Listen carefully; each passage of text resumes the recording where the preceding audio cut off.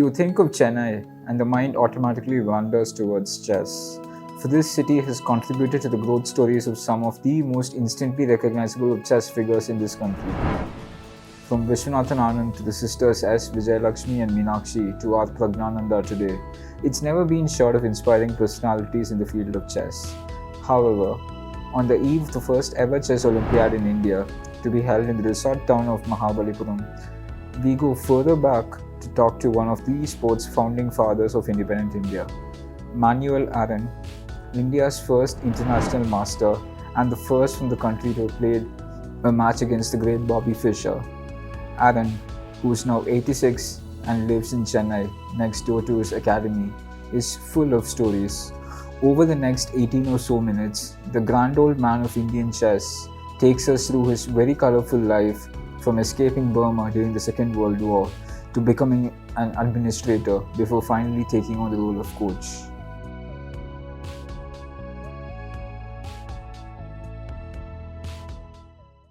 World War II, 1930, 1941 December we came back to India because we were bombed out of Burma, the Japanese invasion. So that's what made us come back to India. But we are Indians. At that point of time, Burma was part of India.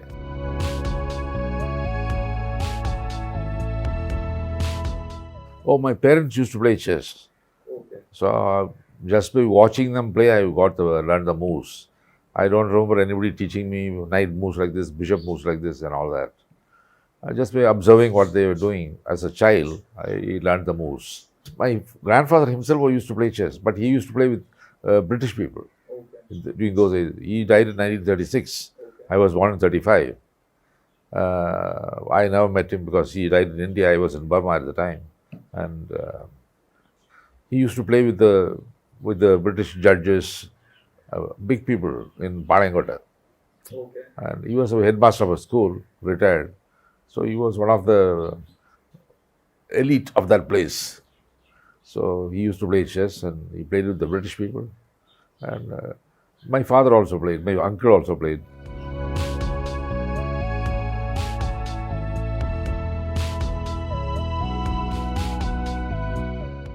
No, I never thought like that. But I used to spend so much of time on chess that my father used to come and ask me, why are you wasting your time? Will this feed you? Unaku sore boduma? He used to ask me, unaku sore boduma? I said, I didn't know, I didn't have an answer. I never thought of whether it will feed me or it will not feed me. But now my grandson is a professional chess player. He's in the US and is completely dependent on chess only.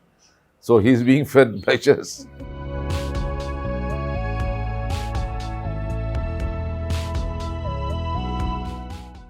I never thought like that. I had to live. I had to need money. So I had to take up a job somewhere. I was working somewhere. I came to India, into Madras in 1955 and I started playing chess. As soon as I came here, there were lots of tournaments here in Madras. I played a lot of chess and I started winning tournaments. So that sort of gave me a fillip. Now, I wanted to play more and I became a state champion.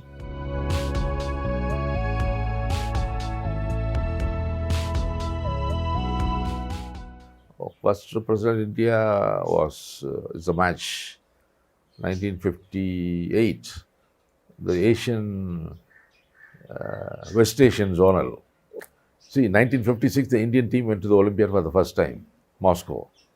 And they did fairly well, but for a first time, nobody paid for their fare. They all went on their own expense. They paid out of their pocket for the ticket to Moscow and back.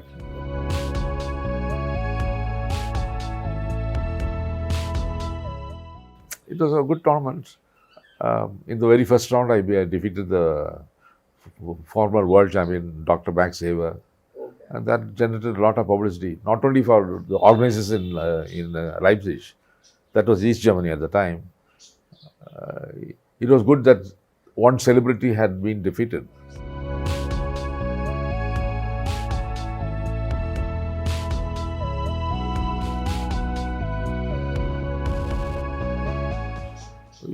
No, when I qualified from the zonal, West Asian Zonal. Then I had to play the finalists of the East Asian Zonal. That was CJS Purdy from Australia. That match was also a match. He came to India and he played and I defeated him. And I became an international master. Only I had to defeat him to become international master. So I would become the Asian Australian zone winner. And I was eligible to play the interzonal. And I became an international master. Oh yes, he came 1962. This was 1960 Olympiad. There also I saw Bobby Fischer.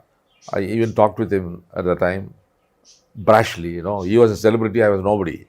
But I just went and asked him. He lost one game to Gligorich. Okay. I asked him, we were putting on our overcoat, It was very cold in Leipzig at the time. We had to wear a big overcoat.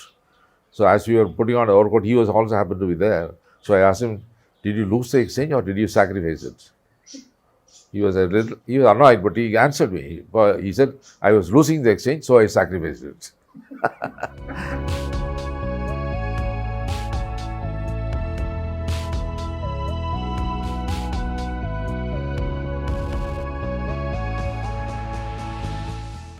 I didn't think it was a great achievement. Well, everybody congratulated me and all that. I was glad I won the tournament. I was the international master. I was the first international master. But it didn't improve my life in any way significantly. Okay. Because when I won the national championship in Delhi for the first time, 1959, I was working as a temporary clerk in the government press, Madras, for a salary of 99 rupees. Okay. That was my salary, 99, including the DA and all that. It was 45 basic, plus the other things. It came to 99 per month.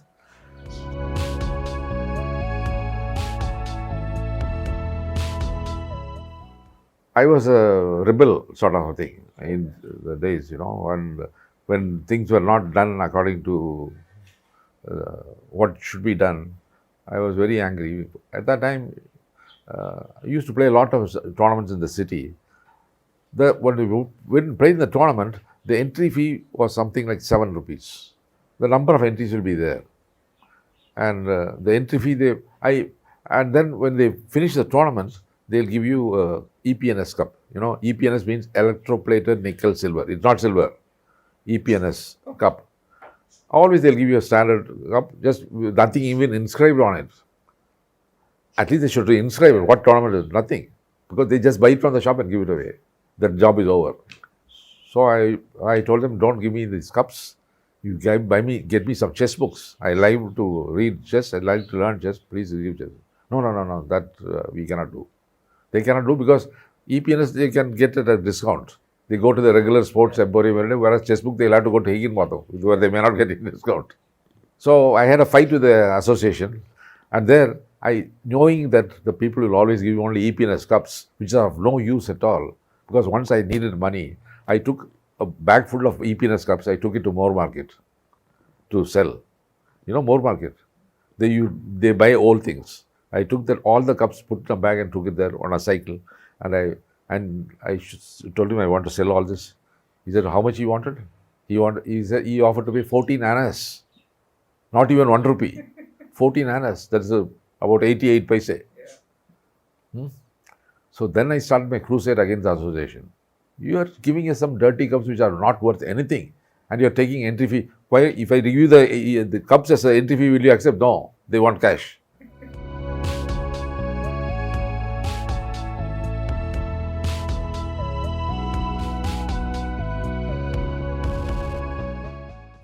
Then after Tarapur, there was one T.T. Krishnasamy. He was from a chartered accountant. By that time, it had little improved because 1966, Auerbach came on a visit to India. Auerbach and Taimano, they came on a visit to India, and they were giving simultaneous displays and lectures in many cities. And when they came to Madras, they arranged a meeting at the Centenary Hall. Here was a man who came in dhoti, white dhoti, and I was wondering, who's this man? Why have they invited him? Then when I asked, they said, he's an industrialist from Pollachi, Mahalingam, N. Mahalingam. Okay. And to my surprise, Mahalingam, he asked for me, he wanted to talk with me, and he told me, I would like to see you, come to my bungalow. At that time, he was in Poets Garden. He was not in. Now he's in. Now he shifted to St. Mary's Road, but at that time he was in Poise Garden. So I went and met him in Poise Garden. Then he asked me, "I am going abroad now. What would you like me to bring from Europe?" I told him, "Get me chess clock, one chess clock. That's all." He got me the chess clock, but from that time onwards, he had a special affection for me. So I was no longer hostile to the association, and he became the president of the association. And later on, he also made me the secretary of the association. So we made a very good team, and he brought in a lot of measures.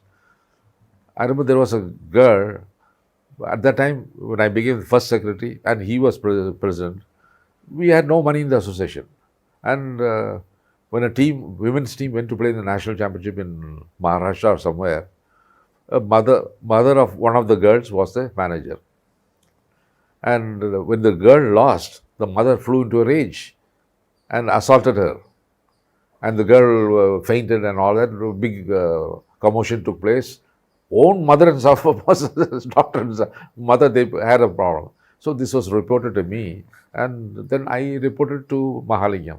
He said, "Why did you send the mother?" I said, "We have no money. Only the mother will go. Who else will go as a manager of a team when they are not interested in any of the players?" Then he said, "If you don't have money, you ask me." And then he told me one simple rule how the association should run. A president should never say he has no money, and a secretary should never say he has no time. These two combinations, he said, is very, very important for running an association well. So hereafter, don't send anybody out of Madras to represent us at their cost. We'll pay for everything. And you don't have money, ask me. I'll get it for you. And you work so that you do something good for the players. That's the sort of a relationship we had. A very good relationship.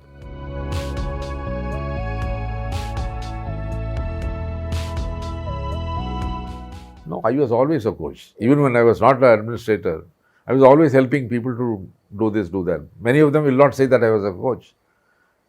See, I can specially say RB Ramesh, who is a grandmaster now. Yeah. He's having this chess gurukul. Yeah. His father used to send him to me to play games and train him. He used to come to me. It's all free. At that time, we never have the concept of a coach and you have to pay for his money and all that. And Ramesh is one. Then Vijayalakshmi and Meenakshi, sisters. Yeah. Their father used to bring them to my home. So they used to come here. So I can say this Vijayalakshmi and Meenakshi, they used to come to me for being trained. And Ramesh also used to come. But independent of them. They used to come separate, these people used to come separate. But Anand was never came to me for any coaching. But he used to attend the classes which I used to throw open free to everybody. See, when the association was in Nungapakkam in 1977, it was not in Nehru Stadium now. It was in Nungapakkam Corporation Recreation Center, and it was called that. So we had a room there and we were based there. So there I used to have some classes in the evening, once a week or something like that. And there I used to give some translations of Russian magazines, Russian language magazines. I learned Russian in the Russian Cultural Center here, Soviet Cultural Center at that time. And I used to give the translations, and people used to come. I used to put it in the newspaper, the announcement, they'll publish it, and people will come. There will be some 10, 15 people will come. One of them will be Anand. And Anand will always ask a lot of questions. At that time, he was only 7 or 8, but he'll ask a lot of questions. He used to call me uncle at the uncle, why not this? Uncle, why not that? He'll always, at that time itself, I knew that he was going to be a good player, because some of the questions he asked me, I couldn't answer. I was just translating what the Russian theoreticians had given in the magazine, Shakmati Bulletin, Chess in USSR and all that. So I knew Anand at that time, but I was never his coach. But some people assume that I was his coach, but it's not so.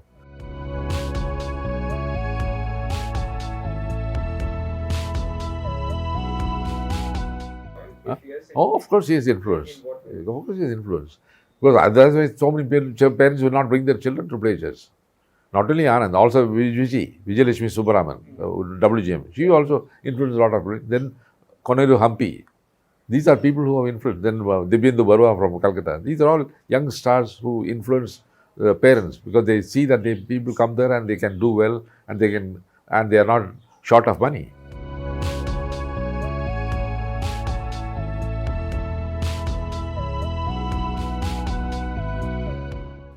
I think we have more tournaments here, and our administration is good. Tamil Nadu State Association is very well administered, and we don't go back on our word. And there are tournaments in other parts of the country where after the tournament is over, they don't have money to give away the prizes.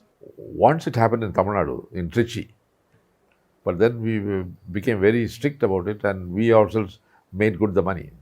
Not only in my own district, Thoothukudi also it happened.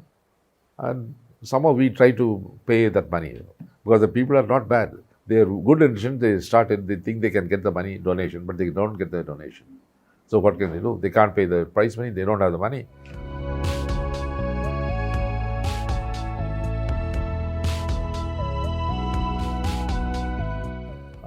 Yeah, I am happy.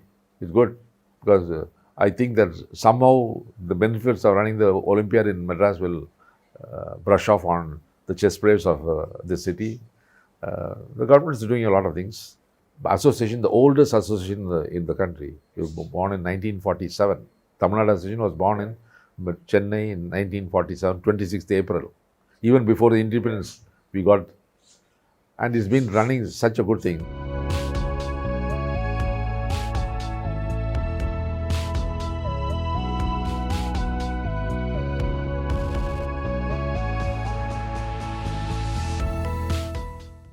No, no, no. You see, I was always skeptical about our chances of holding the Olympiad because it needed a lot of discipline and money. This Olympiad, I'm sure, will do good for India